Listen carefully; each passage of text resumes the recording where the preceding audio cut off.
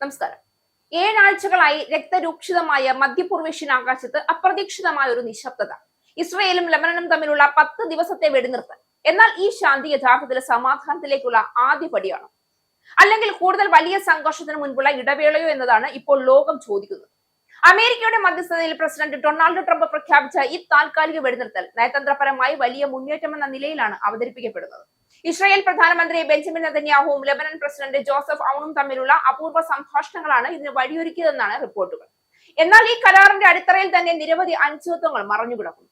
ഇസ്രായേലും ലെബനനും തമ്മിൽ 10 ദിവസത്തെ വെടിനിർത്തൽ പ്രഖ്യാപിച്ചുകൊണ്ട് US പ്രസിഡന്റ് ഡൊണാൾഡ് ട്രംപ് നടത്തിയ പ്രഖ്യാപനം ആഗോള നയതന്ത്ര തലത്തിൽ വലിയ ചലനങ്ങൾ സൃഷ്ടിച്ചിരിക്കുകയാണ്. ഇതോടെ ഒരു മാസമായി തുടരുന്ന നാശോത്മകമായ യുദ്ധത്തിന് ആദ്യമായി ഒരു ഇടവേള ലഭിക്കുകയാണ്.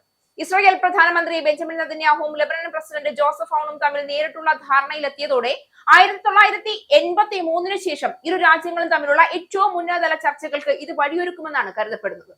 ഈ 10 ദിവസത്തെ കാലയളവിനെ നയതന്ത്രത്തിന്റെ ഒരു വലിയ സ്ട്രെസ് ടെസ്റ്റ് അഥവാ സമാധാനത്തിനായുള്ള അഗ്നിപരീക്ഷയായാണ് നിരീക്ഷകർ കാണുന്നത്. സങ്കീർണമായ ഈ തർക്കത്തിൽ ഒരു സ്ഥിരമായ വെടിനിർത്തൽ ആദ്യഘട്ടത്തിൽ തന്നെ അസാധ്യമായതിനാൽ ഈ 240 മണിക്കൂറിനെ ഒരു കൂളിംഗ് ഓഫ് കാലയളവായിട്ടാണ് കണക്കാക്കപ്പെടുന്നത്. വലിയ വിട്ടുവീഴ്ചകൾ ചെയ്യാതെ തന്നെ ഇരുപക്ഷത്തിനും പരസ്പരം വിശ്വസിക്കാൻ കഴിയുമോ എന്ന് പരീക്ഷിക്കാനുള്ള അവസരമാണിത്. ലെബനൻ സർക്കാരിന് ഹിസ്ബുള്ളയുടെ മുൻകാല ആധിപത്യ മേഖലകളിൽ നിയന്ത്രണം ഉറപ്പിക്കാനുള്ള സാവകാശം കൂടി ഇതോടെ ലഭിക്കുമെന്നാണ് വിലയിരുത്തൽ. ഇസ്രായേൽ പ്രതിരോധ സേനയെ സംബന്ധിച്ചിടത്തോളം അതിർത്തി പ്രദേശങ്ങളിൽ വീണ്ടും സൈനിക വിന്യാസം നടത്താനും രഹസ്യാന്വേഷണ വിവരങ്ങൾ വിലയിരുത്താനും ഈ ഇടവേള സഹായിക്കും.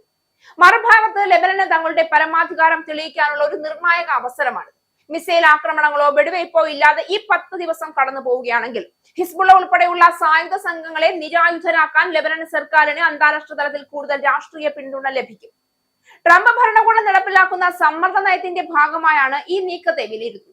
ഇറാനുമായുള്ള സംഘർഷത്തിൽ നിന്ന് ലെബനനിലെ യുദ്ധം വേർപെടുത്തുക എന്ന തന്ത്രപ്രധാനമായ നീക്കവും ഇതിന് പിന്നിലുണ്ട്.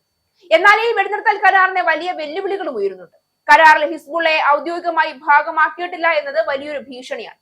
സൈനികമായി വീണ്ടും സംഘടിക്കാനും ആയുധങ്ങൾ സംഭരിക്കാനും ഇത്തരം ചെറിയ ഇടവേളകൾ ഉപയോഗിക്കാറുണ്ടെന്ന ആശങ്കയും നിലനിൽക്കുന്നു. കൃത്യമായ ഒരു നിരീക്ഷണ സംവിധാനത്തിന്റെ അഭാവത്തിൽ ഒരു ചെറിയ റോക്കറ്റ് ആക്രമണമോ ഡ്രോൺ നീക്കമോ പോലും ഈ കരാറിനെ തകർത്തേക്കാം. ജനവാസ മേഖലകളിൽ നിന്നുള്ള പലായനമാണ് മറ്റൊരു പ്രതിസന്ധി. ഏതാണ്ട് 1 ലക്ഷത്തോളം ഇസ്രായേലികളും ലക്ഷക്കണക്കിന് ലെബനൻ പൗരന്മാരും ഭവനരഹിതരായിട്ടുണ്ട്. ഈ 10 ദിവസത്തെ ചുരുങ്ങിയ കാലയളവിനുള്ളിൽ സുരക്ഷിതമായ ഒരു മടക്കം അസാധ്യമാണ്. 11ാം ദിവസം വെടിനിർത്തൽ അവസാനിക്കുകയാണെങ്കിൽ മടങ്ങിയെത്തിയ സാധാരണക്കാർ വീണ്ടും യുദ്ധമുഖത്തകപ്പെടാനുള്ള സാധ്യതയും വളരെ കൂടുതലാണ്. ഇത് സാധാരണ ഒരു വെടിനിർത്തൽ മാത്രമല്ല, ഇതിനു പിന്നിൽ വലിയൊരു പശ്ചാത്തലമുണ്ട്.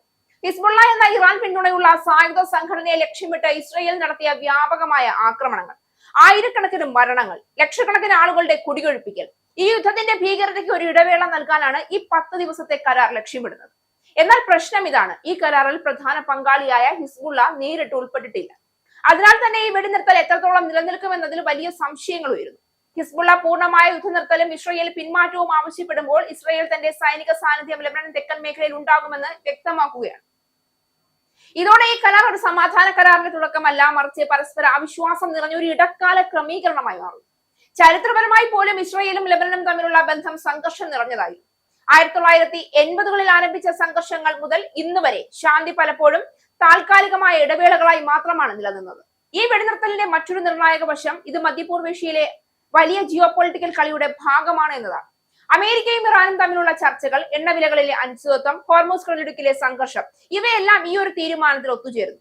അതായത് ഇസ്രായേൽ വെടിനിർത്തൽ ഒരു പ്രാദേശിക പ്രശ്നമല്ല, അതൊരു ആഗോള രാഷ്ട്രീയത്തിന്റെ പ്രതിഫലനമാണ്. അതേസമയം യുദ്ധഭൂമിയിലെ യാഥാർത്ഥ്യം ഇപ്പോഴും ഭീകരമാണ്. 2000-ലധികം ആളുകൾ കൊല്ലപ്പെട്ടതും 1 ദശലക്ഷത്തിലധികം ആളുകൾക്ക് വീട് വിട്ടൊഴിഞ്ഞതും ഈ സംഘർഷത്തിന്റെ ഗുരുതരത്വം എത്രയാണെന്ന് വ്യക്തമാക്കുന്നു. വെടിനിർത്തൽ പ്രഖ്യാപിച്ച നിമിഷത്തിലും ചില ഭാഗങ്ങളിൽ വെടിവയ്പ്പുകൾ റിപ്പോർട്ട് ചെയ്തതും ഈ ശാന്തി എത്രത്തോളം ദുർബലമാണ് എന്ന് വ്യക്തമാക്കുകയാണ്. ഇതിന്റെ രാഷ്ട്രീയ വായനയും അത്ര തന്നെ പ്രാധാന്യമുള്ളതാണ്. ട്രംപ് ഈ കരാറിനെ ഒരു വലിയ നയതന്ത്ര വിജയം എന്ന നിലയിൽ അവതരിപ്പിക്കുമ്പോൾ വിമർശകർ അതൊരു താൽക്കാലിക വിജയം മാത്രമാണ് എന്ന് ചൂണ്ടിക്കാണിക്കുന്നുണ്ട്. യഥാർത്ഥ പ്രശ്നങ്ങൾ, ഹിസ്ബുള്ളയുടെ ആയുധശക്തി, ഇസ്രായേലിന്റെ സുരക്ഷാ ഭീതികൾ, ഇറാന്റെ സ്വാധീനം, ഇവ ഒന്നും പരിഹരിക്കപ്പെട്ടിട്ടില്ല എന്നതാണ്. അവസാനം ചോദ്യം വളരെ ലളിതമാണ്. ഈ 10 ദിവസത്തെ നിശബ്ദത ഒരു സ്ഥിര സമാധാനത്തിലേക്കുള്ള വഴിയാണോ, അല്ലെങ്കിൽ അടുത്ത പൊട്ടിത്തെറിക്ക് മുൻപുള്ള ചെറിയ നിശബ്ദത?